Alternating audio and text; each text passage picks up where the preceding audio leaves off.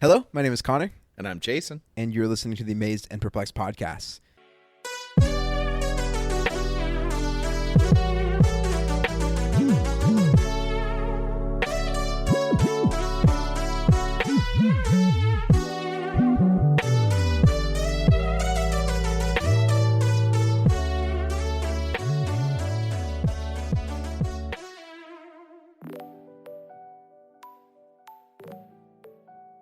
Today we're going to be looking at Philippians chapter 2. And obviously last week, for those of you that are following along, we walked through chapter 1, and we're going to continue in that pattern. We'll have a section read, and then we'll just kind of reflect on what amazes us and perplexes us about that. And our prayer is that you're asking yourself the exact same question, that you're reading the section, pause, the recording, and just ask yourself, what amazes you? What perplexes you? Just to practice, to exercise those muscles. It says in verse 1, "Therefore, if you have any encouragement from being united with Christ, if any comfort from his love, if any common sharing in the Spirit, if any tenderness and compassion, then make my joy complete by being like-minded, having the same love, being one in spirit and of one mind. Do nothing out of selfish ambition or vain conceit. Rather, in humility, value others above yourselves, not looking to your own interests, but each of you to the interests of the others. In your relationship with one another, have the same mindset as Christ Jesus, who, being in very nature God, did not consider equality with God something to be used to his own advantage. Rather, he made himself nothing by taking the very nature of a servant, being made in human likeness, and being found in appearance as a man. He humbled himself by becoming obedient to death, even death on a cross. Therefore God exalted him to the highest place, and gave him the name that is above every name, that at the name of Jesus every knee should bow in heaven and on earth and under the earth, and every tongue acknowledge that Jesus Christ, is Lord, to the glory of God the Father." For me, especially connecting it back to chapter 1 where he ends and he's like, look, I've been in chains. I'm not letting that define me. I want to see God, and I want you to be the same, know? And then it's like, therefore, and they say, this is what this is there for. So in other words, this is the reasoning. Because of that, I want you to seek unity, which is what we had said before about in chapter 1 about that dynamic of when you're unified, it sends a signal to the enemy that they're being destroyed, And so he's coming back to this, how important, and to be frank, if you would have asked me, tell me a letter that really emphasizes unity, I would certainly think of Ephesians, but I wouldn't have thought about this. But this is the second time he's visited this dynamic of how important, and he's making it very, how do you say this, like low-lying fruit, as they say, or low-hanging fruit, because it's not like he's saying, if you've ever had a sustained mountaintop experience, if you've ever done this supernatural thing, I mean, if you've had any encouragement, even the repetition of the word any, what amazes me is the simplicity of the appeal. Guys, if you've been blessed by your salvation in God, be united. And the simplicity of that, unity is really hard work. And he's saying, if you frame this correctly, it's not such hard work. That's fascinating. No, that is really fascinating. And the fact that he says that, if you've had, any of this, be united, love, and be together. And then he goes on and he appeals to who Jesus is and what he did. And it's fascinating that there's not like this, the action that they focus on is the incarnation, the action that Paul focuses on is the incarnation and his death. And the fact that there's not this appeal to, and Jesus was all these things. Jesus was he was this miracle worker. He was this fantastic teacher. He was this, it's so fascinating that it's this bare bone approach. It's the bare bone, to have unity, you need to go to the bare bone approach of, man, we've all been encouraged by our salvation. We've all been encouraged by the gospel message.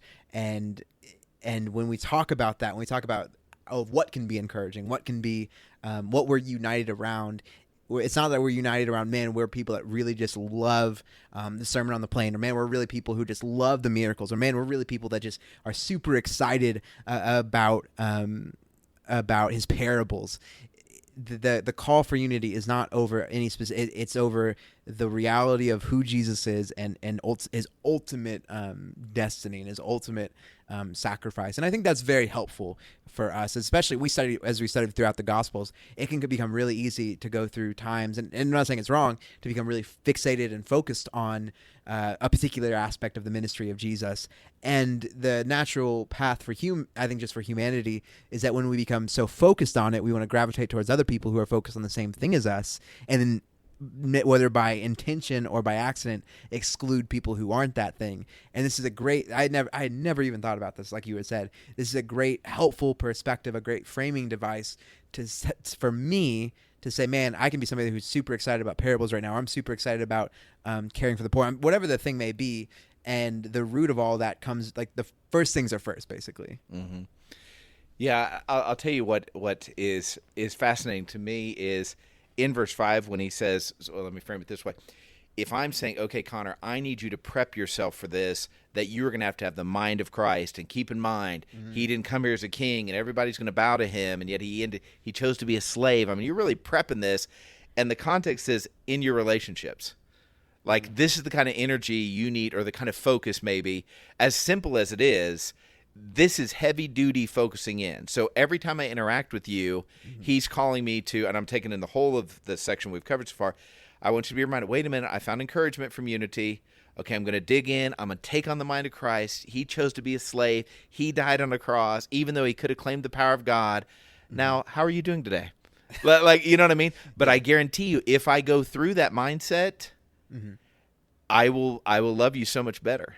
I mean, it's 100% guaranteed. Well, you think about it, Jesus could have looked at every single person he walked to as adversarial. Jesus had so many more things to separate than we have to separate. So true. And the fact that Jesus focused in on the image of God inside of them, and the particular, in the way that God created them, and the beauty of being a part, in being part of the beauty of being an image bearer, that's the thing he chooses to focus on. Man, that is so helpful for me, because I can be like, man, unity is impossible. Like sometimes unity just feels so far off, even in a congregation or a small group or a family that feels so close and so tight knit. There are these things that come up that divide all. I was having this conversation with someone the other day, and we were talking about what could church be like? What could, if you just envision a new thing for it? And we were talking about this idea of like, man, this is going to sound cult-like, and it's been done before, so I'm not like breaking new ground, but like, a group of 10 families buying, houses in a poor street, and just, serving and loving a local neighborhood. And we were talking about the things that had happened to people in the past that have done it. And this person had mentioned, man, when 2 or 3 or 4 people get together, there's so many conflicts that pop up. And I'm like, there are even in a situation where somebody is willing to move and uproot their entire life because they trust and love these other people, there are going to be conflicts in that situation.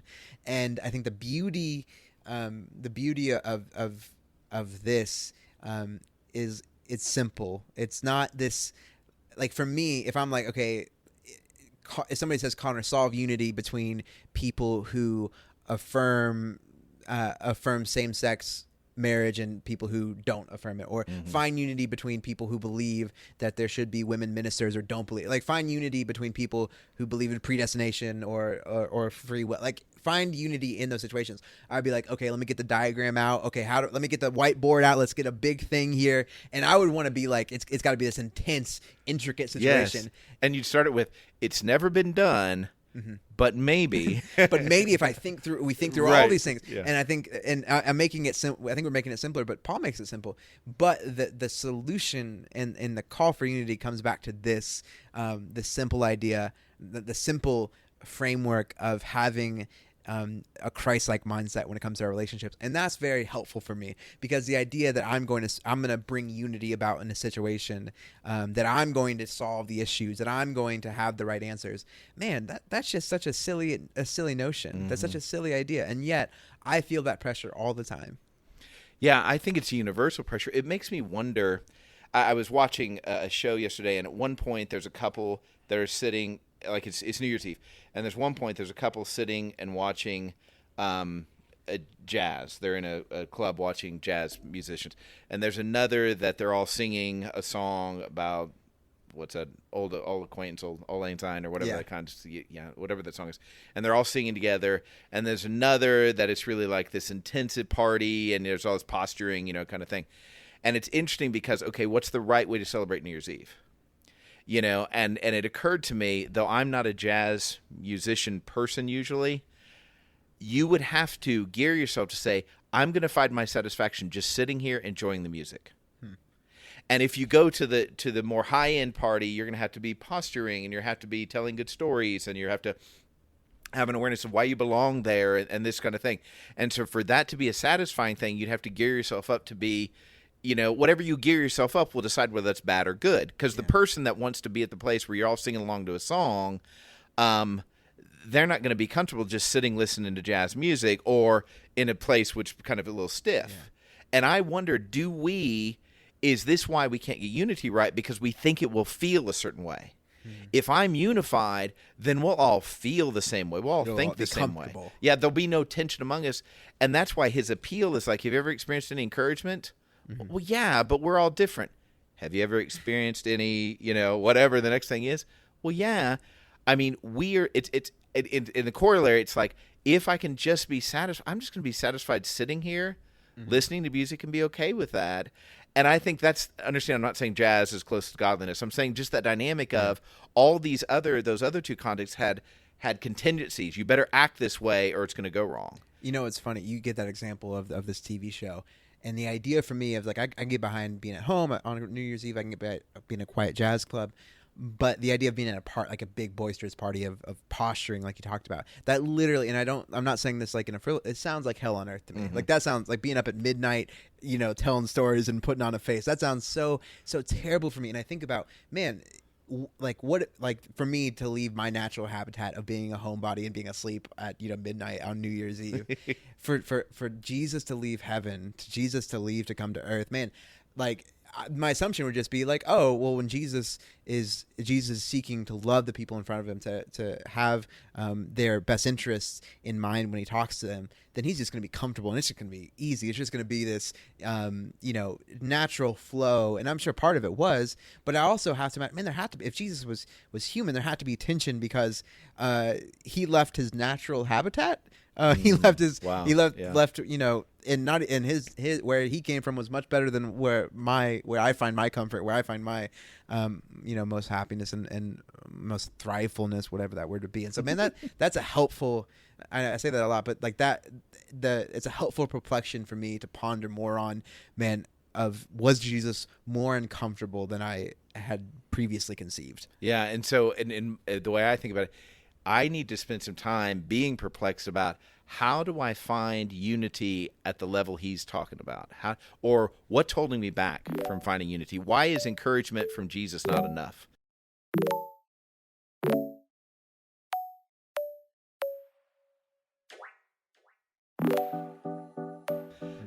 For me, it is interesting. This next section, I'll just jump into this. Verse 12. Therefore, my dear friends, as you have always obeyed, not only in my presence, but now much more in my absence, continue to work out your salvation with fear and trembling. For it is God who works in you to will and to act in order to fulfill his good purpose. Do everything without grumbling or arguing, so that you may become blameless and pure, children of God without fault in a warped and crooked generation. Then you will shine among them like stars in the sky as you hold firmly to the word of life. And then I will be able to boast on the day of Christ that I did not run or labor in vain. But even if I am being poured out like a drink offering on the sacrifice and service coming from your faith, I am glad and rejoice with all of you. So you too should be glad and rejoice with me. So this is hard for me and weird. Okay. Paul is calling them to be these basically to be these set apart people.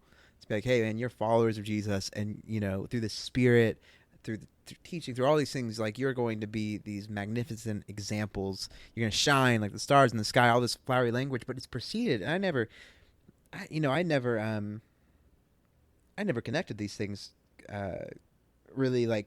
Read them. Maybe it's because we always read the do not grumble, like we sing the do not grumble verse. I never connected these things, how close they were together.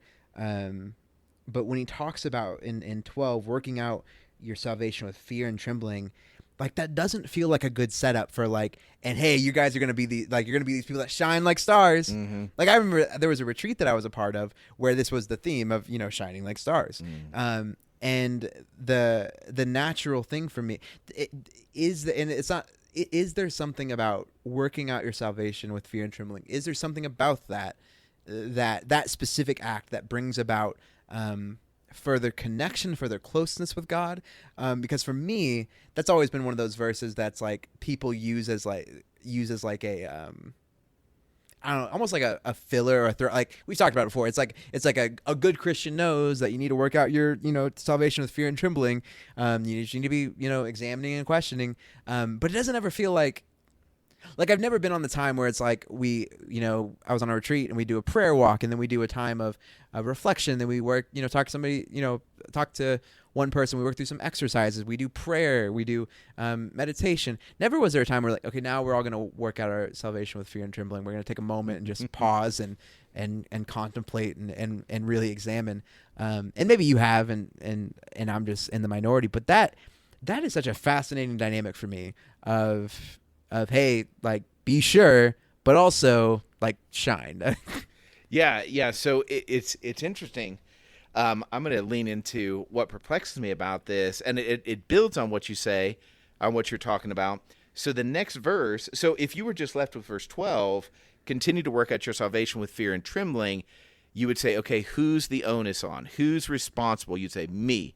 I'm responsible to work out my salvation, and I need to not be confident. I need to be afraid, and I need that to physically affect me like I'm shaking. You know what I mean? So be scared and shaky. It's like, well, that's not very reassuring. Well, then the very next verse, it says, it's God who works in you, not some generic way, to will, such your thinking. God works in you to change your thinking and to change your actions in order to fulfill his good purpose. So my perplexing dynamic about this is it almost seems to nullify the previous verse. That how is it that I'm working out my salvation with fear and trembling, and simultaneously it's God himself, the maker of the universe, the forever creative one, who's working in me to think and do correctly. And I'm like, so how do these work hand in hand? And my minute brain, the way it's putting that together right now is, and then I've got a follow-up to this because, it's that amazing piece of this, but it's that idea that when I'm aware of, I need to work out my salvation. I went all Southern on that. But so I got a funny one. So I was reading this book to Indigo the other night. It's called The Dino Dance or something like that. Yes. And I was reading it, and she was starting to kind of like be like, "This is dumb. This is not an iPad. This is not like you're not making me laugh. This is just a dumb book." She likes reading plenty, but she was just sleepy. And so I was reading it to her, and I pronounced the word dino like an Australian would, and Hannah just laughed me out of the room because it was like dino, and like it was like it literally just sounded like you took somebody from Australia and just put them in my body for a second. I'm terrible at accents, but that's one of those small little things that I just always love is when some weird inflection happens and you're transported across the world. So sorry, I didn't mean to interrupt you, but yeah. So my Southern accent notwithstanding, this dynamic, it's. As I'm kind of walking through this, God is saying, hey, I need you to understand that I want you to know your salvation doesn't come cheap. You need to think about this in the way it's supposed to be thought of is, I can't ever get there. I can't ever do this, and it affects me deeply. So this idea of cheap grace, why do I need to be afraid? God loves me. God cares for me. God's going to save me. Of course he is, which often leads to minimizing how devastating my sin state is on my own. I think he's saying, when you do this, because keep in mind, he's just talking about, and this is what really tips it for me, he just says the Son of God himself emptied himself of every good thing so that only God could fill him up. And now he's saying, now I want you to do the same thing. Because until I work out my salvation, is almost there again, until I work out my salvation, with seriousness and sobriety, I don't think it's a big deal. But once I realize what a big deal it is, then I'm asking God to fill me up, to work through me. And I think I could do this. This goes back to what we talked about in chapter 1 last time. It's that whole idea of why are you speaking? Why are you preaching? Why are you sharing the gospel? Why are you being kind? Why are you serving the poor? Well, I'm supposed to. I'm supposed to do it. The challenge with not having a good heart is that what happens is you become confident of your own work. But when you empty yourself, like he's saying Jesus did, and say, man, I've earned a grand total of 0 of this, Yeah. I want God to work through me, then something supernatural happens there. And I think that to me, and that explains how, I mean, let's try to get through a day without grumbling. Yeah. I mean, when you're working together with a community, it's hard enough to do it on my own, but Sure. you know. Well, I think, man, this is probably it is fascinating to me that he says, do nothing, do not grumble or argue, or do everything without grumbling or arguing, so that you may shine like stars in this crooked and warped generation. And I think about how fascinating it is that for Paul, the idea is even for these despicable, evil people, like at the very least, they'll see that you're not grumblers or arguers. And I think, man, the exact opposite is true for how most people view Christians today. Like if you were going to if you're going to do a poll of people who weren't Christians, like, hey, how would you describe evangelicals? How would you describe Christians in America in 2021? And I think arguing would definitely be top. I mean, Christians and people love to argue, but Christians love to argue. Oh, this gets back to the unity thing. Christians love to argue over stuff that shouldn't get in the way of things. Christians allow themselves not to discuss, not to challenge, but to argue and to devise amongst each other. And it is such a ludicrous. I can see how somebody who's outside will look at a faith organization, look at a movement, look at them at the church, and see, okay, they are arguing amongst themselves constantly. They agree about the big stuff, but they're arguing constantly and allowing division, allowing split ups over these, and then they want to argue with me about how about my life choices, about my view on how the world works. And I would just think, man, the height of arrogance. Like if you're arguing amongst yourselves, like if you're arguing and sowing division amongst yourselves, what makes you why would I want to be a part of that? Why would I have any interest in doing that? Because that's everywhere. And this is why, man, I had a totally different thought, but what you just said, I think is so important. This is why it is so important for us to continue to pursue our unity. Mm-hmm. Because when I start saying, hey, I think you need to change your life and move towards Jesus, what are they considering as the alternative to their life? Well, your life. Mm-hmm. And so if they're looking around and they say legitimately, you Christians can't get along for half an hour. Mm-hmm. And especially you Christians that call yourself, oh, you're Church of Christ, but you're Baptist, but you're Pentecostal. To the person that's not of God, it's like, so you're calling me into more division? I've got plenty of division in my life. Mm-hmm. And then he's saying here, hey, you have unity, and he's not talking about the doctrine. He's talking about the way Christ has affected them. Yeah. And I think this is the exciting part, is I think that at large, at least in America, in the American culture, like this battle has been lost at large scale. It's over with for 50, 60 years, who knows how long, but it can be changed in the interpersonal relationships. Like mm-hmm. I've seen it. I haven't been the person as many times as I wish I had been, but I have seen people who, just have people who don't even end up choosing to follow Jesus, but have deep respect for somebody who in a secular setting lives and walks out their faith in a humble, in a kind, and in a generous manner. And it's so amazing to me because for non-believers, those situations are so uncommon that those people stick out in their brain. Mm-hmm. The people who aren't grumbling, who aren't arguing, who are shining, they stick out so much because they're so rare. And the thing that I think, and obviously this is Paul using kind of some imagery here, but the desire for God is that the desire is that all men would be saved, but then the desire, for his church is that we would all be this. The call is for all of us to be like this. Right. When we think about stars shining, there aren't a shortage of stars that can shine in the universe. And yet we have so failed, and I'm saying myself in this, I have so failed so often in my life that when I succeed in this, or when I see somebody else that succeed in it, it's the exception, not the rule. Mm-hmm. And I think the spirit in 17, and I don't have time to go into what little I know about this picture of the Levitical system, but he's saying, even if I'm being poured out like a drink offering, on the sacrifice and service coming from your faith, because I do know enough where they would put a sacrifice on, they'd pour a drink offering, and each specific item in the sacrifice represented something else. But Paul is saying here, and I think why he's thinking this way is when we start to say, hey, what will it take for us not to argue? Mm-hmm. What will it take for us not to complain? We're going to have a real refocus. And he's saying, look, I'm saying I want you to refocus so hard that you're willing to be poured out on other people's sacrifice. You're there to augment, to encourage their sacrifice. You know what I mean?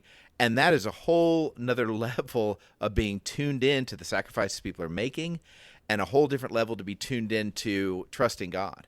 Because basically what you're saying is, I've already died to myself, you know what I mean, like Christ, I'm supposed to be like Christ, and now I want to just be a person that encourages death to self in other people. Hey, great job dying to yourself. That's the opposite of being an American Christian to many people. No, my rights. We've got to stand up now, or usually they won't even cite the devil. You know, it's whatever party they don't agree with, or that political party will take over. And I need us just to acknowledge the fact that is anti-Jesus. This idea of standing up for your rights in a culture that is American, that is very human, but it's not Jesus. And I don't know if it's anywhere clearer than here when Jesus' spokesman in this book is saying, Jesus died to himself, emptied himself again and again and again. I'm doing it even if it's just me saying, man, all I can do is just say, you keep dying to yourself. Like I'm so gone, basically.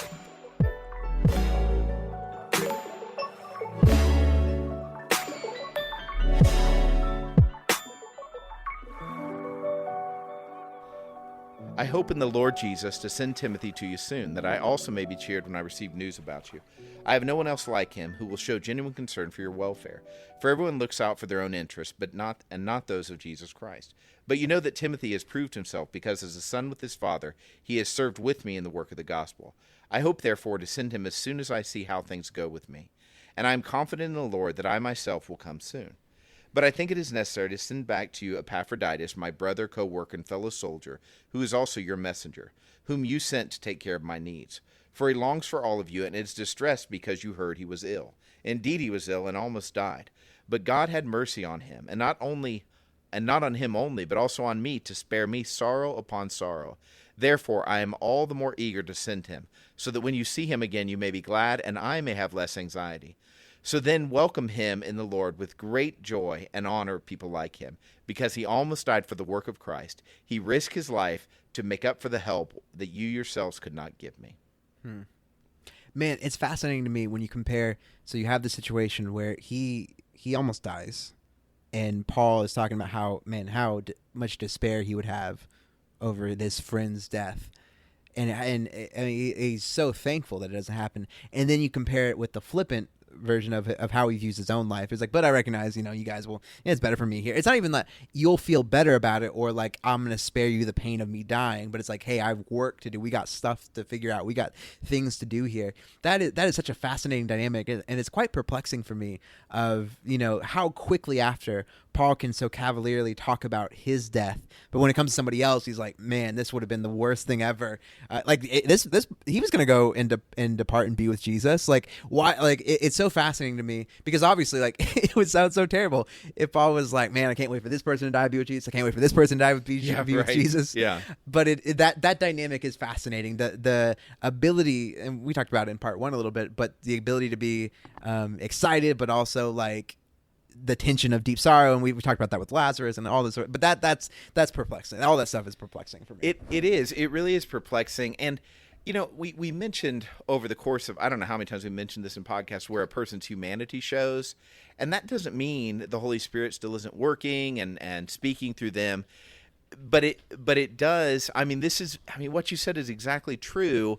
It now seems a little bit audacious and brazen for Paul to say in chapter 1, which to us was a week ago, but I mean, just a few words ago, for him to say, hey, I'd rather be dead. I'd rather be dead. I'd rather be with God. Mm-hmm. And then he's like, man, I hope this guy wouldn't die.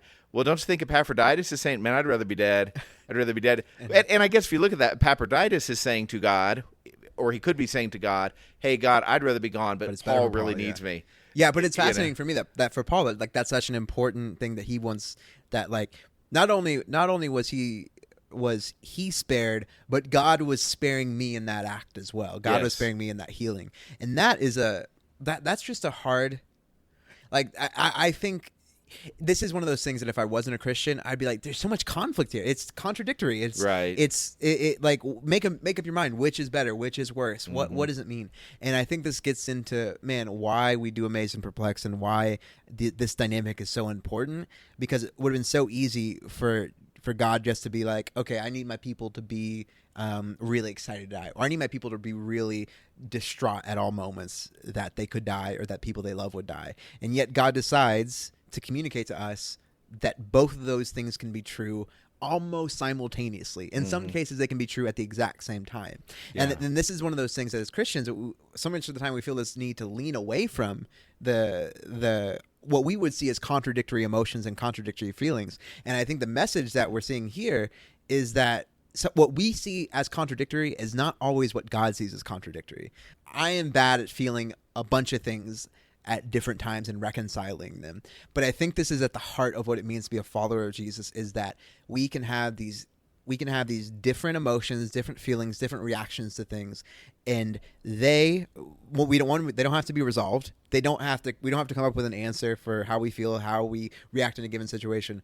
But when we're trusting who God is and we're ultimately looking out for the best interests of our brothers and sisters, there is a unique sort of dance, a unique sort of interplay that happens in these situations, and no two situations are going to look the same, and no two circumstances are going to look identical, and that can be frustrating, but it can also be exciting because when we think about situations where we feel like we are in contradiction, or we're having conflicting thoughts in our mind or conflicting feelings about something in our head, we have this idea that we have to side with one of those things, or we have to move away from both those feelings. And I think so much of the time, God wants to use both of the things that you are feeling, both the things that you're working through, and weave them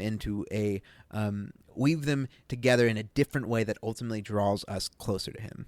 I think that is exceptional. I wonder how many times I stay in depression because I feel like I'm faking it if I also acknowledge the joy I feel or the hope I feel. Like we are so just, it's all or nothing, I'm either depressed or I feel great. No, it's depressed and I feel really hopeful, which in human terms, it's like, no, pick one, and I think that's really, really, I think that's just a really good observation. I see it with my daughter. So my daughter's 6 months old now, which is crazy. But there'll be a situation where she's like late at night and she's screaming her head off. She's not happy, but then she sees something that makes her laugh, and she'll just like go from screaming her head off to laughing. And like that, like, you can't like that. And then she'll be like, "Oh wait, I'm mad about something," and then she'll go back to being mad. Right, yeah. And it's such a funny thing to see these like primordial feelings, these first contradictions start to appear and make these weird connections in her brain, and to see that happening in real time. It's the most human thing ever, but it is truly fascinating. Yeah.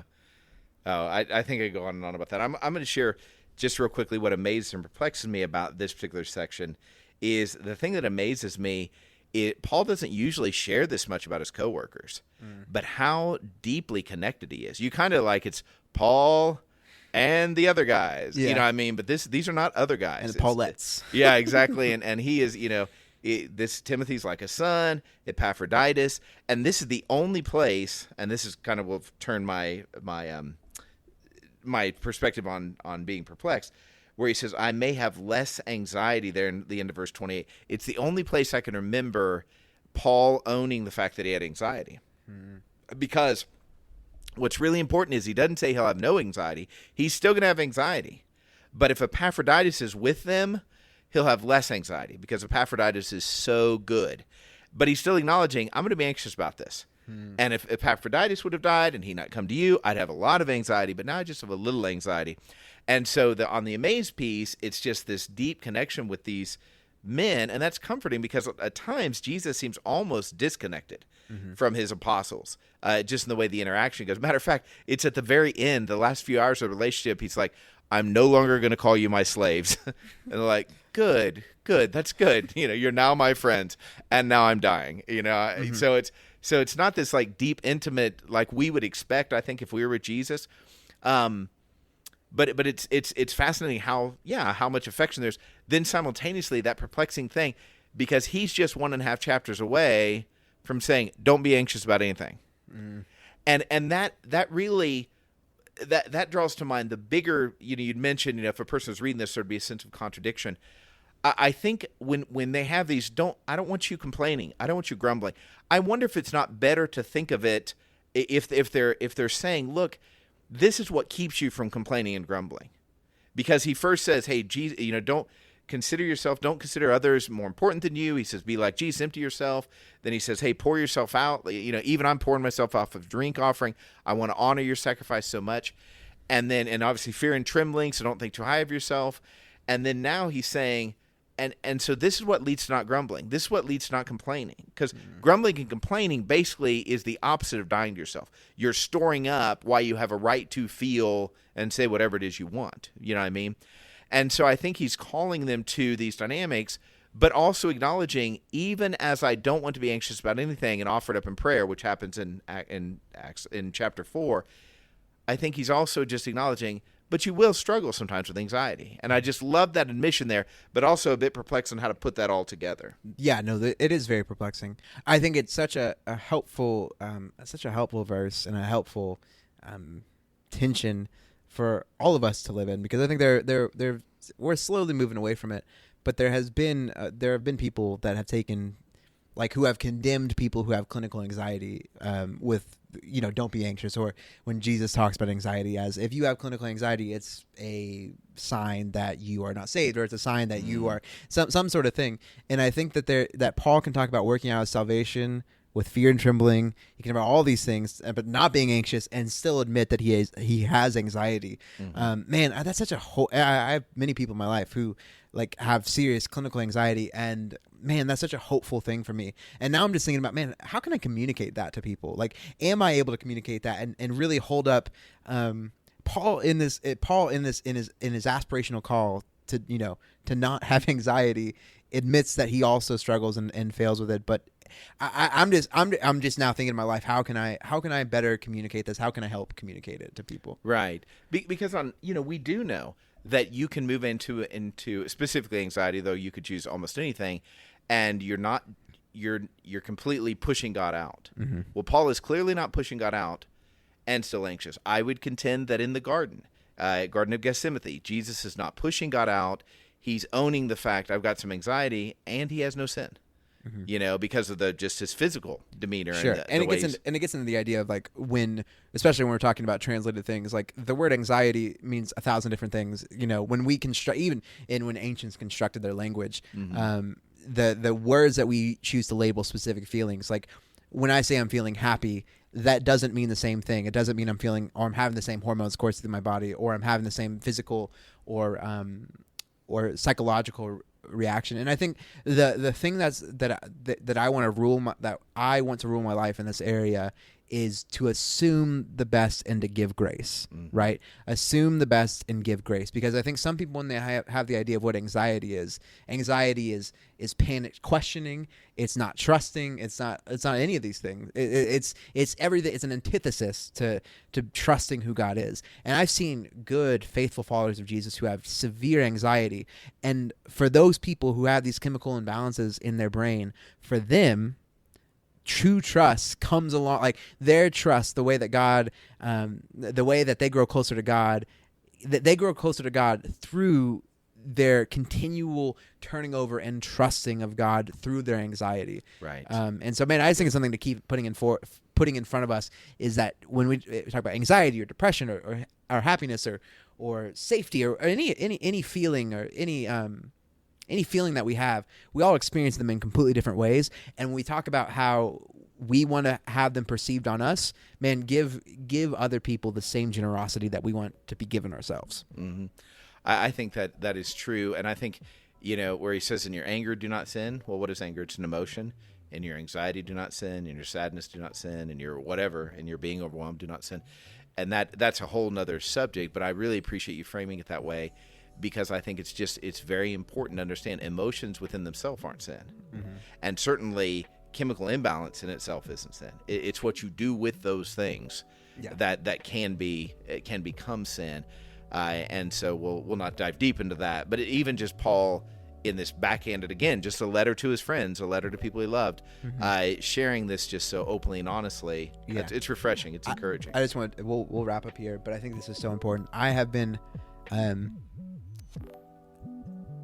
in situations, and I've heard people make arguments for why preachers or pastors shouldn't get up and talk about their struggles or their doubts or their anxieties. Mm-hmm. And I think, man, this is one of those. I never thought about this specific passage as something I would want to share with these people, but for something that is beneficial for Paul, for people, for his friends, and for the church in Philippi to know that he is struggling with this, and it's something he's working through. It's something for him. It's important that they know that.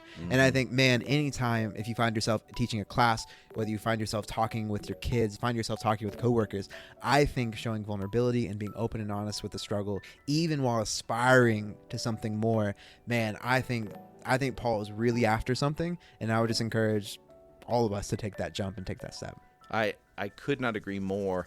I just think this dynamic of when I give the impression that I've already got it all worked out, that I'm not still working out my salvation with fear and trembling, I am basically leading people into this false belief that this that, man, the more you study, it just becomes so easy and peaceful.